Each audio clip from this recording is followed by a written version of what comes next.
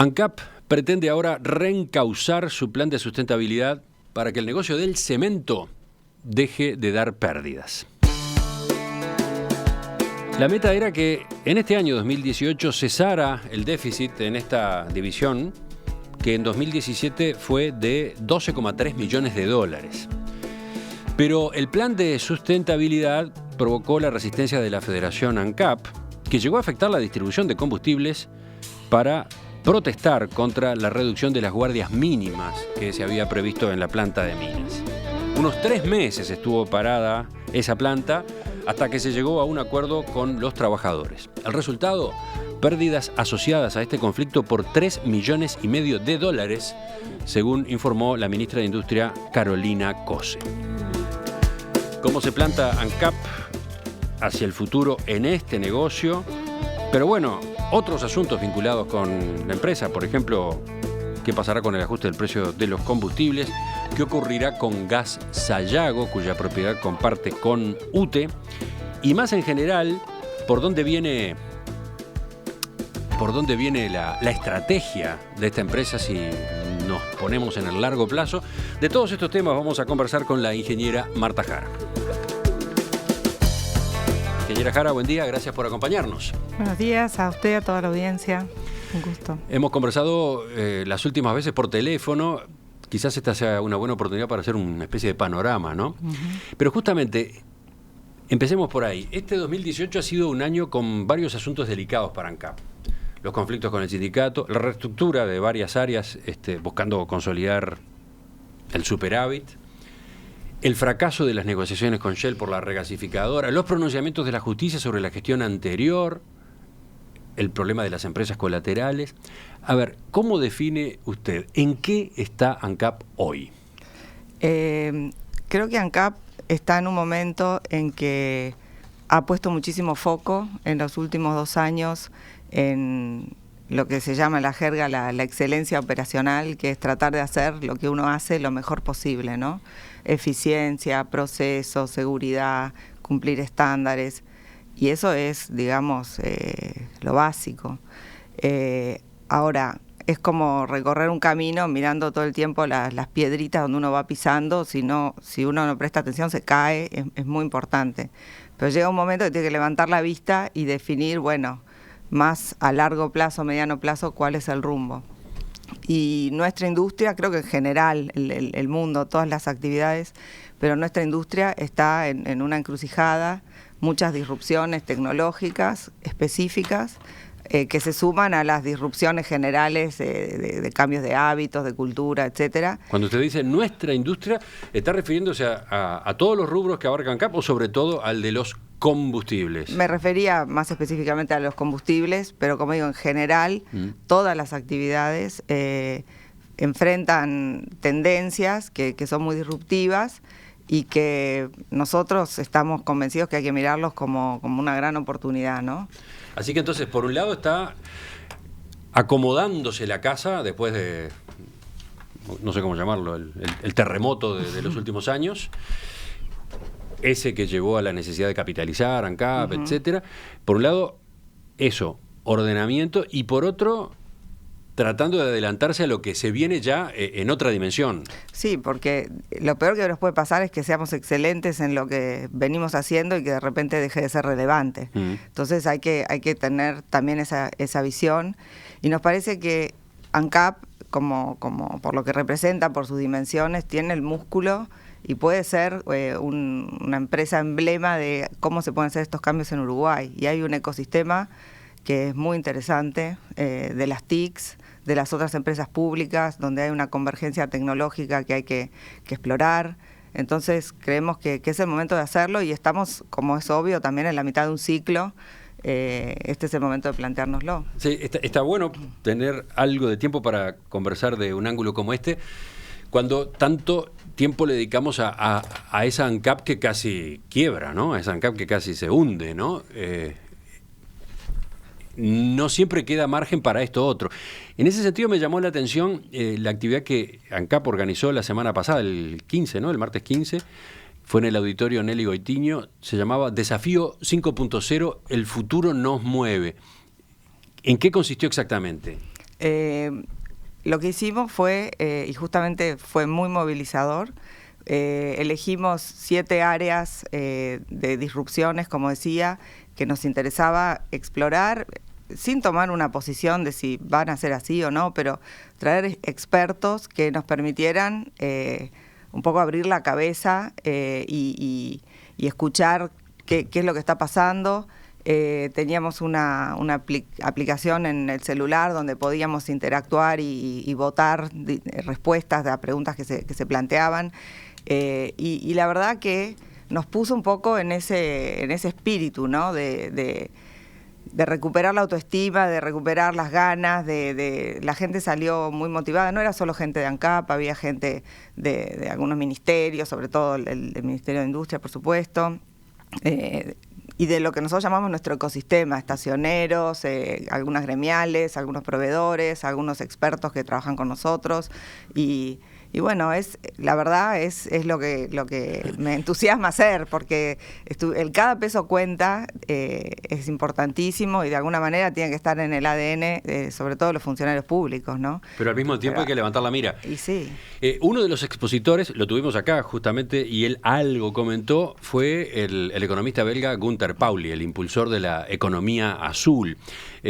A ver, ¿qué aportó? ¿En qué sentido fue útil lo que dijo? Bueno, Gunther Pauli, usted lo sabe, un personaje fascinante, un excelente orador, fue el que dio la primera de las charlas, y bueno, si lo que queríamos era que la gente se animara a pensar en modelos de negocio distintos, sin olvidarse que tienen que cerrar económicamente, tienen que ser sustentables.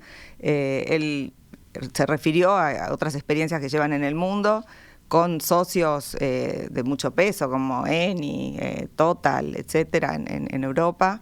Uno de los ejemplos que él siempre cuenta me parece increíble, en Cerdeña, donde transformaron un cracker petroquímico porque llegaba al final de su vida útil, y cuyo costo de desmantelamiento, limpieza, etcétera, era sumamente oneroso. Lo transformaron para procesar aceite de cardo, que crece como maleza en la isla, el cardo.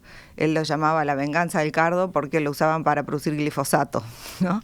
Entonces, bueno, habló de reciclaje de activos, qué se puede hacer con hornos, qué se puede hacer con instalaciones, etcétera, y sobre todo cómo tratar de sumar servicios ambientales, por ejemplo, a ciertos negocios como para lograr esa sustentabilidad.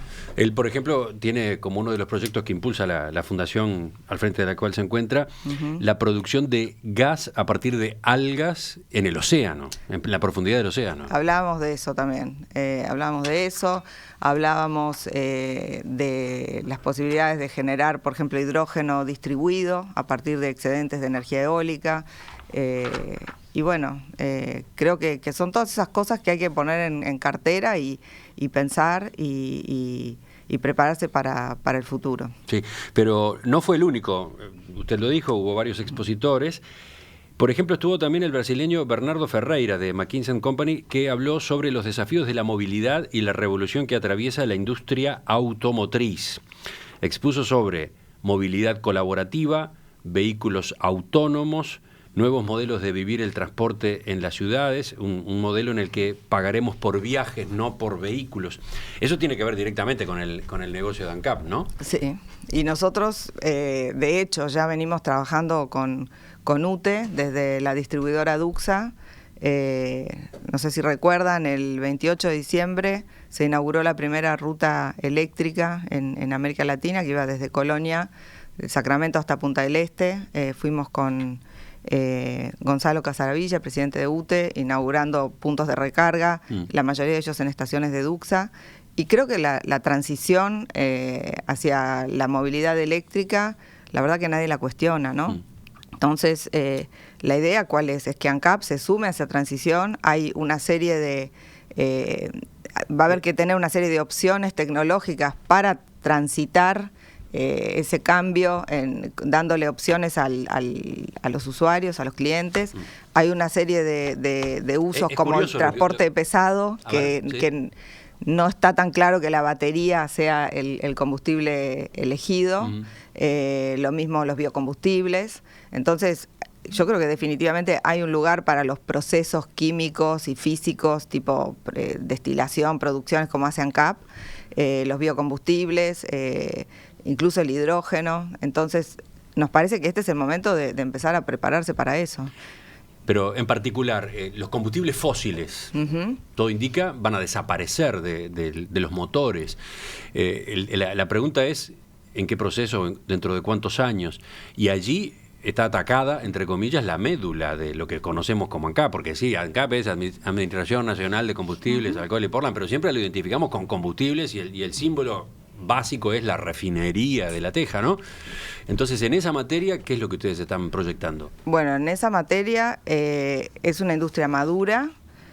Seguramente anticipo que ¿Qué quiere decir una industria madura? Una industria madura es, todas las industrias tienen un ciclo, ¿no? Cuando la tecnología es incipiente, cuando se prueba, cuando se optimiza, cuando ya se conoce y ya los cambios son menores, y llega un momento que empieza a aparecer una sustitución, como en este caso, sobre todo en el área de generación térmica. Ya hace rato que quedó claro que la generación térmica está siendo desplazada y ahora el transporte es la siguiente ola. Entonces, en algún momento los combustibles fósiles ya no van a tener sentido, pero como toda industria madura, en la medida en que empieza a declinar la demanda, es muy importante, por eso esa obsesión con la eficiencia, por eso esa obsesión con cada peso cuenta, con tener mucho cuidado cuánta gente ingresa. Nosotros tenemos que prepararnos para proteger el margen de esta industria el mayor tiempo posible, porque es el que nos va a dar también el flujo de fondos para invertir en nuevas tecnologías, en nuevos procesos. Sí, hay una dificultad grande, una especie de paradoja en esta materia, porque en los últimos años en Uruguay hemos asistido a un estallido en la cantidad de vehículos automotores, ¿no? Ha aumentado enormemente la cantidad de autos, camiones, motos, ciclomotores, por lo tanto, mayor consumo de combustibles producidos por ANCAP. Hemos tenido este crecimiento loco de estos años, pero lo que se viene es todo lo contrario, ¿no? A partir de ahí va a venir una reducción de ese consumo. Bueno, los autos que ya están y por eso van a estar por un cierto tiempo. Las principales automotrices están diciendo que van a dejar de fabricar motores de combustión interna. Lo señalo a propósito del desafío que implica, por ejemplo, en materia de personal, ¿no? O de organización, ¿no? ¿Cómo ser flexible? Ese es uno de los retos que ustedes tienen por delante. Le comento, de los 7 oradores que hablaron de las cosas más diversas, si usted me pregunta cuáles son las cosas que como que llevaron un hilo conductor a través de todas las charlas y que creo que son las que tenemos que reflexionar mucho, si queremos ver una ANCAP exitosa por más décadas, fueron el tema de la velocidad de los cambios, los tiempos. Entonces tiene que ver un poco con eso de la agilidad, adaptarse al cambio, y la otra es la cercanía con el cliente. Entonces todas las posibilidades que nos da el Big Data, la inteligencia artificial, etcétera, de poder proveer experiencias a la medida de cada uno de los usuarios. Creo que esos dos ejes son los que tenemos que empezar a profundizar. No hay que olvidarse, uno dice, bueno, los combustibles fósiles van a tender a desaparecer, pero por otro lado tenemos una red de estaciones de servicio que cubre absolutamente todo el país y hay un montón de tendencias que indican que estar posicionado en lo que se llama la última milla para llegar a cada punto de donde hay clientes, hay usuarios, es muy valioso, es muy importante. Y algo que no es menor, y creo que es un cambio cultural que también tenemos que impulsar, es vernos como que tenemos enfrente un cliente, ¿sí? En general las grandes industrias, y sobre todo monopólicas, es como que el concepto de cliente no lo tienen demasiado desarrollado. No, y creo que ese es el futuro. Además lo tienen a ese comprador lo tienen cautivo, entre comillas, ¿no? Bueno, digamos, la distribución ya no es monopólica, ¿no? Bueno, la distribución no es pero monopólica. En general, sí. Hay otros clientes grandes, pero sí, creo que es más bien un cambio casi en el genoma que tenemos que hacer. No dijo ADN. No dijo ADN. ¿Cuándo vamos a ver novedades en esta materia? Bueno, esto es un proceso que no se termina nunca. ¿Una resolución cercana? No, recién, este fue como el puntapié inicial y hay que aterrizar en proyectos en última instancia y eso es lo que se está empezando a trabajar. Seguimos en diálogo con la ingeniera Marta Jara, presidenta del directorio de ANCAP. Le propongo que bajemos violentamente a tierra, después de esta primera parte de la entrevista donde usted avanzó sobre lo que están pensando con respecto al futuro a largo plazo de la empresa. Bajemos a tierra y vayamos a algo bien inquietante que tiene a la gente pendiente. El 3 de enero aumentaron los combustibles por última vez, 9,8% las naftas, 4,8% el gasoil. ¿En junio habrá una revisión de las tarifas? Sí, eso lo dijimos también el 3 de enero. Por eso, ¿se confirma? En realidad en diciembre, sí. Publicamos, y le recuerdo a todo el mundo, puede entrar en la página de ANCAP, hay unas tablitas que son de doble entrada, es como un resumen de lo que se conoce como la paramétrica. Algo que en función de lo que escucho en la prensa, gente que mira esas tablitas, les quiero recordar que esos son valores promedios para el año, ¿sí? Entonces la gente tiende a mirar cuánto es el precio hoy y si el ajuste va a ser en función del precio hoy. No, el ajuste está previsto que se haga en función de el semestre que se termina y las proyecciones del semestre que viene. Nosotros tenemos una premisa de $63 por barril de Brent y 30,5 tipo de cambio, ambos promedio. Sí. Y bueno, en el caso del crudo hay mercados de futuro que se pueden mirar. Hoy, si me planto hoy, lo miré esta mañana porque me imaginaba la pregunta, el promedio nos da 75, ¿sí? El crudo empezó subiendo, bajó después a 61, después llegó a 80, pero hay que mirar el promedio y es muy volátil, o sea que de acá al 30 de junio, que es cuando hay que tomar la decisión, todavía pueden haber cambios, ¿no? Sí, pero ¿qué es lo que cabe pensar que va a pasar? No le puedo decir. Tengo la misma información que usted. Entonces, entramos en la tablita, cada uno puede hacer su propia proyección. Porque realmente, como le digo, el promedio es muy volátil, va cambiando día a día. Lo que pasa es que está pendiente el reclamo de una rebaja del precio de los combustibles, o por lo menos de algunos de ellos, especialmente el gasoil. En ese sentido, ¿qué es lo que ustedes están trabajando? Más allá de ese seguimiento, de los parámetros con los que se manejan CAP, desde el punto de vista técnico interno, digamos, ¿no? Esa paramétrica sale de un modelo financiero, lógicamente, y en ese modelo ya se incorporaron $25 millones de reducción de costos sobre la línea base que teníamos del 2016, ¿no? Porque 2017 fue un año muy atípico por la parada. Seguimos buscando eficiencias, nos comprometimos a $25 millones. Entonces, por ahora, creo que lo más razonable es prever en función de eso que se proyectó. Y creo que no deja de ser importante el tema de la transparencia, porque es una herramienta que antes no estaba y que de alguna forma permitía sospechar que las decisiones se tomaban en función de, bueno, si tengo una ineficiencia y tengo un problema, bueno, lo paso a la tarifa. Ya al haber transparentado esto, lo único que me permite subir o bajar la tarifa, el acuerdo, el compromiso que asumimos, es las variables macroeconómicas. Bien, pero después entra en acción el gobierno, el Poder Ejecutivo. Hay criterios políticos que se superponen con los internos de ANCAP. Y en ese sentido, ¿usted puede adelantar algo? ¿Qué es lo que han hablado con el Ministerio de Industria, con el Ministerio de Economía? Pero lógicamente este mecanismo que nosotros nos comprometimos está hablado con las autoridades. Entonces, no tengo ninguna indicación de que no se vaya a cumplir. Pero, por ejemplo, con respecto al gasoil en particular.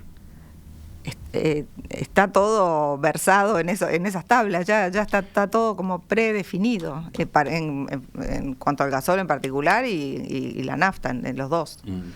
Sí, pero se lo pregunto teniendo en cuenta, por ejemplo, el documento que presentan los autoconvocados, que incluye un reclamo, una propuesta de rebaja del precio del gasoil y un estudio a propósito de cómo podría financiarse, teniendo en cuenta que en principio, claro, tiene un impacto fiscal, etcétera, pero que después, en función de un aumento del consumo, la reducción del contrabando, etcétera, se terminaría compensando esa pérdida. ¿Ese tipo de consideraciones ustedes las están manejando con el gobierno?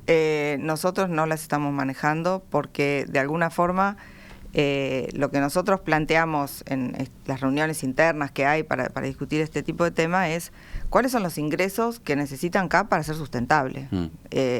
Después, por encima de eso, puede haber políticas fiscales. A eso iba. Sí, bueno, esas preguntas no se las puedo responder yo. Nosotros nos basamos todavía en eso y si hay algún tipo de cambio a nivel fiscal, bueno, eso pasa por otro. Enseguida retomamos la entrevista con la ingeniera Marta Jara. ANCAP, el ordenamiento de sus números y su futuro. De eso estamos conversando esta mañana en Perspectiva con la ingeniera Marta Jara, presidenta del directorio desde marzo de 2016. ¿Ya van 2 años y algo? ¿Y? ¿No se arrepintió todavía? Todavía no me arrepentí. ANCAP fue noticia hace un mes y algo cuando dio a conocer sus resultados del año pasado. Una ganancia de 39 millones de dólares. Segundo año consecutivo con utilidades. En 2016 había registrado un superávit de 15 millones de dólares. Pero ese es el número grueso. Ese es el número grueso que después hay que analizar capítulo por capítulo, ¿no? Vamos a detenernos en algunas de las divisiones de ANCAP enseguida. Ahora, en este plan de seguir cuidando peso a peso, hay un negocio en particular que es el de la regasificadora. Gas Sayago, Sociedad Anónima, la empresa encargada de llevar adelante ese proyecto que se frustró.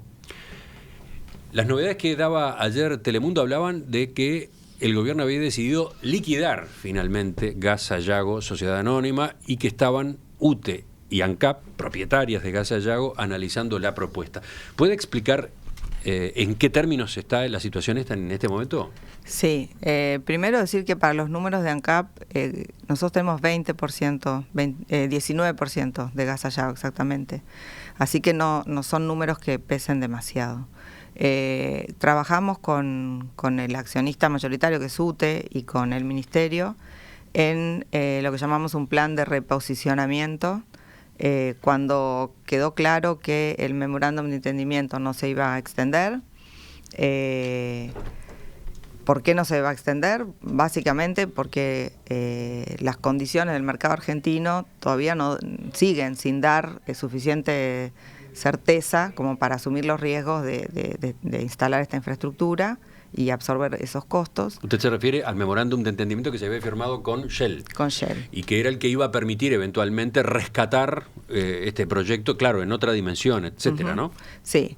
El proyecto tiene una serie de activos importantes y el objetivo es encapsularlos, mantenerlos en Gas Sayago y tenerlos listos para que las partes interesadas, que de hecho ya están apareciendo, nos reunimos con ya un par de empresas, puedan acceder a esa información, evaluarla y ofertar. Estamos pensando en un mecanismo parecido al que rige para los bloques onshore, que se mantiene un data room vivo y los interesados firman acuerdo de confidencialidad, estudian la data, evalúan el negocio y tienen una frecuencia en la que pueden hacer su oferta, como si uno mirara la casilla una vez por trimestre o una vez por semestre, y si hay una oferta se puede adjudicar. Pero de ninguna manera se está hablando de liquidar. Quedan algunas actividades importantes para desarrollar. Pero, por ejemplo, ¿qué pasa con la empresa y sus instalaciones? ¿Qué pasa con su presupuesto? ¿Qué pasa con el personal? Bueno, la empresa, por eso decía, lo que se hace es encapsular los activos, ¿no? Hay permisos, hay estudios, hay un gasoducto, etcétera, etcétera. Entonces, eso lleva toda una operativa que cuando deja de haber un desarrollo específico como el que había con la empresa Shell, por ejemplo, bueno, se reducen las actividades, pero hay todavía algunas actividades que tienen que ver con algunos temas legales, con administrar esta reducción de la operativa es lo que tenemos que hacer. Ya de hecho se mudaron, dejaron las oficinas, se fueron a oficinas de... las oficinas eran alquiladas. Eran alquiladas. Ese era uno de los rubros del presupuesto, desaparece. Desaparece. Supongo que habrá que ¿Que hubo que pagar alguna multa por rescisión del contrato? No, porque se aprovechó que había que renovarlo ahora. ¿No se renovó? No se renovó. Y entonces ahora Casa Yago Sociedad Anónima está instalada ¿dónde? En el Palacio de la Luz. En el edificio de UTE. Sí. Y bueno, y hay ¿Y en materia de personal? Hay un plan para ir desvinculando a la gente en la medida en que se van cerrando las actividades, pero siempre en forma ordenada, porque una de las cosas que nos parece importante preservar en Casa Yago, que fue muy exitosa en todo lo que fue litigios, por ejemplo, ¿no? Cobrar las garantías, poder llevar adelante juicios, poder responder, por ejemplo, a la comisión investigadora. Entonces, todos esos registros hay que guardarlos, hay que hacer un cierre ordenado.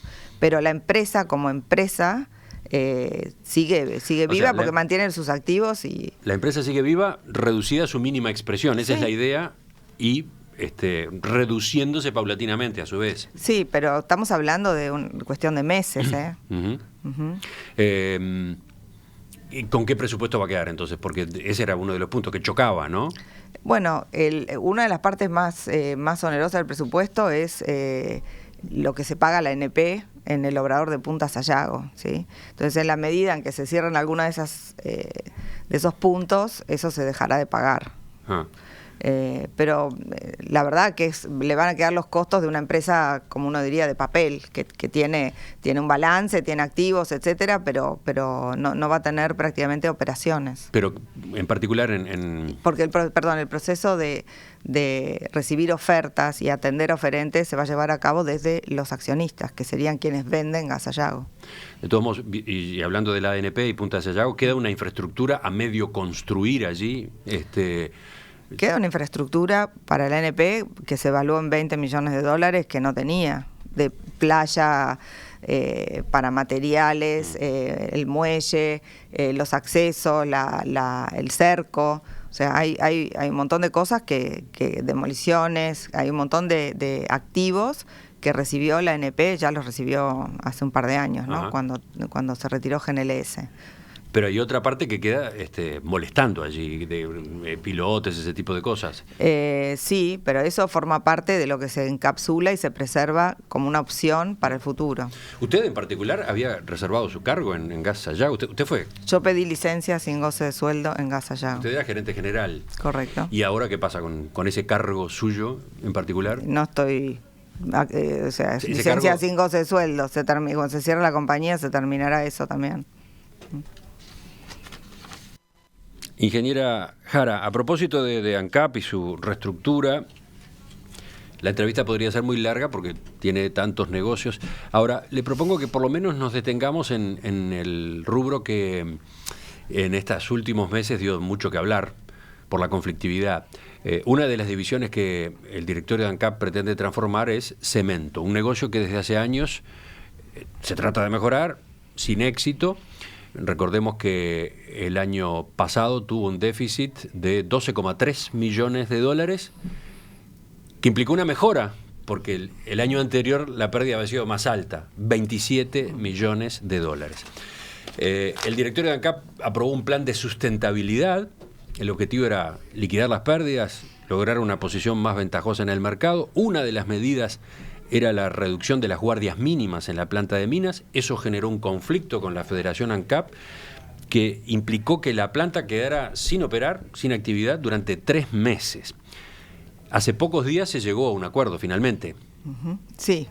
En primer lugar, creo que hay que reconocer que mejoró mucho, porque sí, reducir las pérdidas un 50%, sí, está bien. Mejoró mucho. Creo que cuando nosotros presentamos el plan de sustentabilidad, ni nosotros nos lo creíamos que lo íbamos a poder llevar a cabo, ¿sí? Porque implicaba cambios en forma de trabajo bastante drásticos y creo que eso se llevó adelante bastante bien. Tengo que decir que, por ejemplo, mucha de la gente que era tercerizada se acogió bien en una negociación muy buena que hicimos con el Zunca. Entonces, yo creo que hay que ponerle como una ficha a que vamos a poder salir adelante. Lo que creo que quedó muy claro en esto es que para salir adelante lo tenemos que hacer juntos. los administradores, la dirección y también los trabajadores, ¿no? Finalmente, en el acuerdo se redujo la guardia mínima por turno en el esquema que proponía el directorio, de 5 a 3 personas. Terminó en una discusión de la guardia mínima, pero lo que se discute ahí en realidad es la forma de trabajo.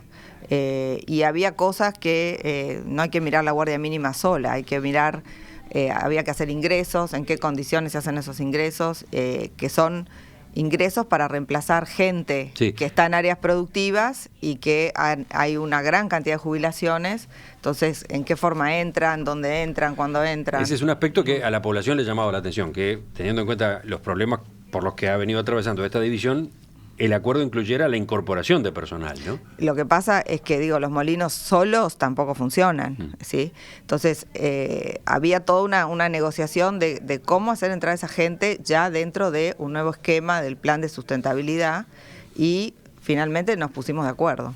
Se pusieron de acuerdo. Pero quedaron las pérdidas en el camino. Yo mencionaba hace un rato las cifras que la propia ministra de Industria, Energía y Minería manejó. $3,5 millones se perdieron por la inactividad en estos meses en la planta de Minas. ¿Cómo impacta esto en el plan que tenían ustedes para este año? Y bueno, creo que es algo muy serio. ¿Cuál era el objetivo para este año? El objetivo para este año era a fin de año llegar al equilibrio. ¿Y entonces? ¿Sí? Bueno, nos queda medio año para ver cómo remontamos este tropezón. Yo creo que lo más importante es el mensaje que creo que se pudo transmitir, que nosotros no vamos a llevar adelante ninguna acción que nos embrete en un camino de no sustentabilidad.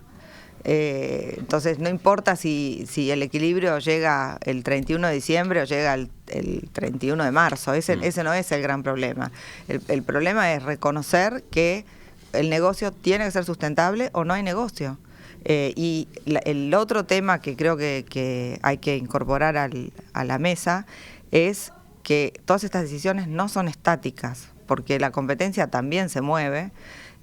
Ahora estamos viendo cómo recuperar a los clientes que de alguna manera se vieron defraudados porque ANCAP no les entregó en tiempo y forma. ¿Sí? Entonces, es un tema serio y es un tema de cambiar la cabeza y de que todos se sientan partícipes de esto. Si no tiramos todo para ese lado, no hay negocio. Bueno, a eso iba con una de mis preguntas. La relación entre el directorio y la Federación ANCAP.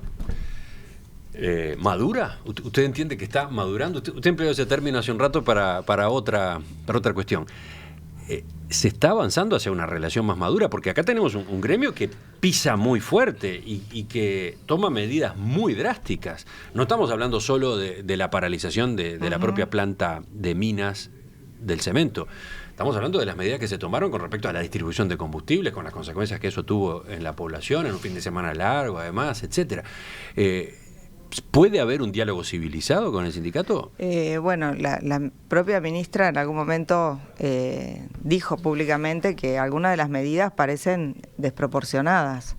Han afectado, por ejemplo, cosas como el combustible de aviación. Eso es muy serio porque son mercados muy sensibles, muy sofisticados, y a mí me parece que muchas de estas medidas afectan a otros gremios, a muchos otros trabajadores. En este caso, por ejemplo, el sector turismo, los pisteros, la gente que trabaja en las estaciones de servicio,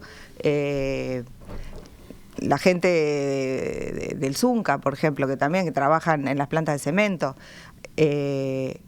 Me parece que la relación, me gustaría que fuera una relación mejor, pero nosotros no tenemos otra opción que apostar al diálogo. Son nuestros trabajadores y bueno, en este momento están representados por este gremio, por estos dirigentes, y son con quienes son nuestros interlocutores y no tenemos otra que seguir dialogando. Pero este tema en particular se dialogó, el del tipo de vínculo. Nosotros tratamos de hablar de este tema también, pero bueno, las pruebas son las que son. Ahora, también se dice que ningún gremio puede llevar adelante reivindicaciones si de alguna forma no tiene detrás a una sociedad que lo apoye. Y nosotros sentimos como que muchas de estas medidas son demasiado antipáticas con la sociedad y, como digo, con el conjunto de los trabajadores. Entonces creo que parte de... ¿Ustedes están apelando a la sociedad para que también incida en estas discusiones, en estos conflictos? ¿Algo de eso? Bueno, yo creo que ANCAP es demasiado importante como para que estas discusiones sean todas atrás de puertas cerradas y además que si hablamos de medidas desproporcionadas, que se tome de rehén a toda una sociedad. Ahora, ¿cómo se hace para reencauzar este rubro, esta división de ANCAP? ¿Cómo venía la distribución del mercado? Según los últimos datos que yo tenía, en cementos, ANCAP contaba con el 45%. Otro 45% le correspondía a la privada tradicional, Cementos Artigas, y luego se había incorporado CIMSA, Cementos Charrúa, nada menos que de Godín y Lugano, con un 10% que es importado, ¿no? Sí. ¿Cómo hace ANCAP para plantarse en este escenario que tiene novedades incluso, habiendo salido de esta experiencia ahora, ¿no?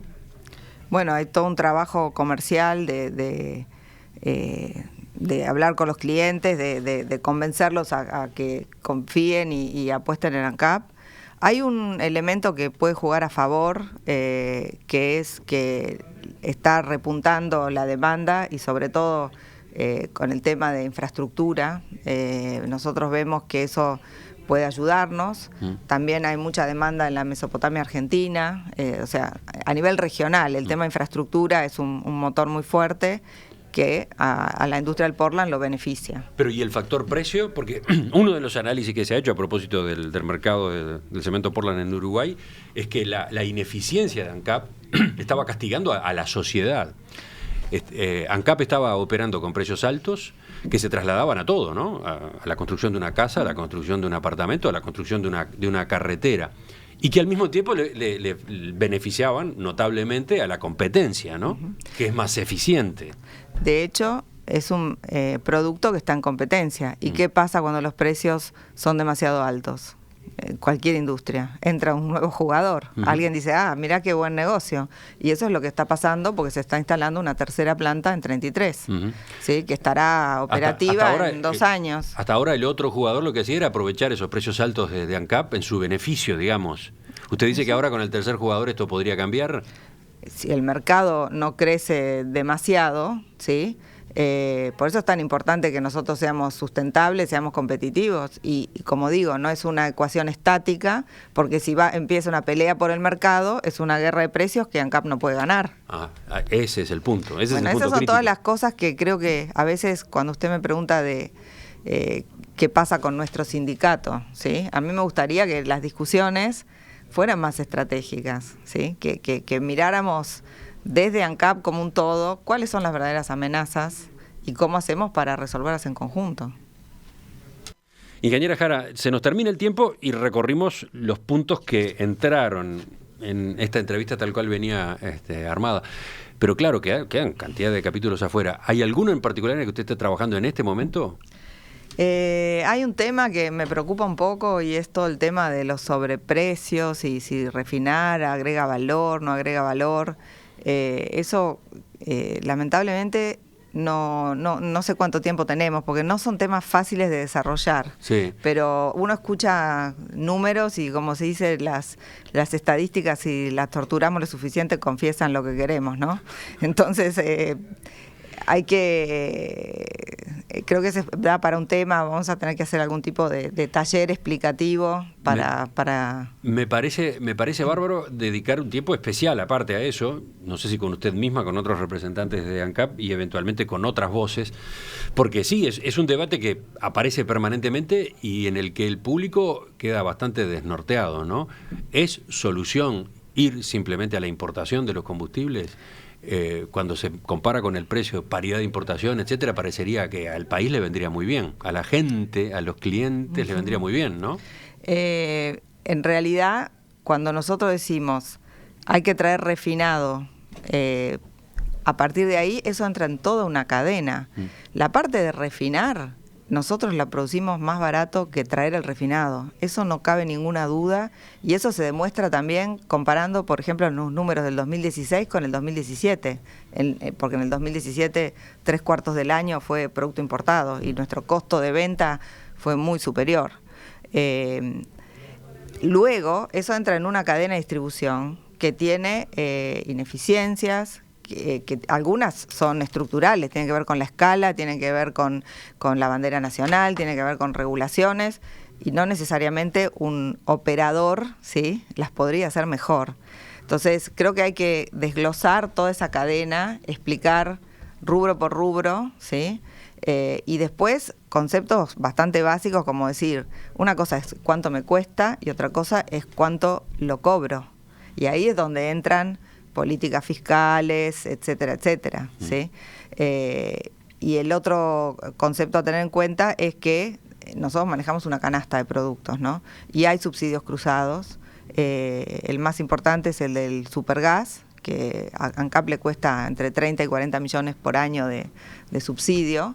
Entonces, en definitiva, hay decisiones que se toman de cómo poner precios a los productos que no tienen que ver con si es más eficiente producirlo o importarlo. Lo que usted está queriendo decir es que, por ejemplo, si se trae el gasoil importado a un precio conveniente y se lo pone en el mercado, eso genera un desajuste en esa distribución que ANCAP realiza internamente de sus costos.